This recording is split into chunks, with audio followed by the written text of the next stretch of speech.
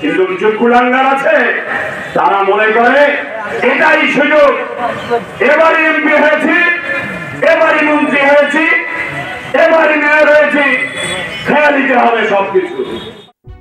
রাজশাহী, ঢাকা, ঠাকুরগাঁও, লালমনিরহাট সহ প্রায় সারা দেশে অঢেল সম্পদ রয়েছে হাসিনার পররাষ্ট্র প্রতিমন্ত্রী শাহরিয়ার আলমের।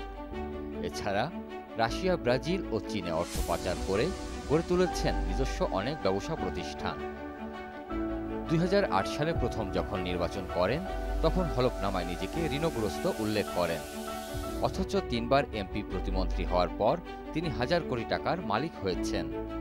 প্রতিমন্ত্রী থাকা অবস্থায় প্রথম স্ত্রী আয়েশা আক্তার ডালিয়াকে তালাক দেন। দ্বিতীয় বিয়ে করেন নাটোরের লালপুরে স্থানীয় এক আওয়ামী লীগ নেতার কন্যা সিলভিয়া পারভিন লেনিকে। অভিযোগ রয়েছে দ্বিতীয় স্ত্রী লেনির মা রোকসানা মর্তুজা মিলিকে 2021 সালে নিজের প্রভাব খাটিয়ে মেয়র বানান শাহরিয়ার আলম। স্ত্রী লেনিকেও ঢাকার গুলশানে 3600 স্কোয়ার ফুটের রাজকীয় ফ্ল্যাট উপহার দেন। মাঠের অলরাউন্ডার আমি, আর ঘরের allrounder Tilex. Tilex toilet cleaner, clean মানেই টাইলক্স। 2008 সালে এমপি হওয়ার পর অর্থ সম্পদ গড়ে তোলার নেশায় শাহরিয়ার আলম তার নির্বাচনী এলাকায় ব্যাপক লুটপাট ও চাঁদাবাজি করেন। তিনি তার এপিএস সিরাজুল ইসলামের মাধ্যমে এককভাবে নিয়ন্ত্রণ করতেন টিআর কাবিখা সহ সরকারি সব অনুদান ও প্রকল্প।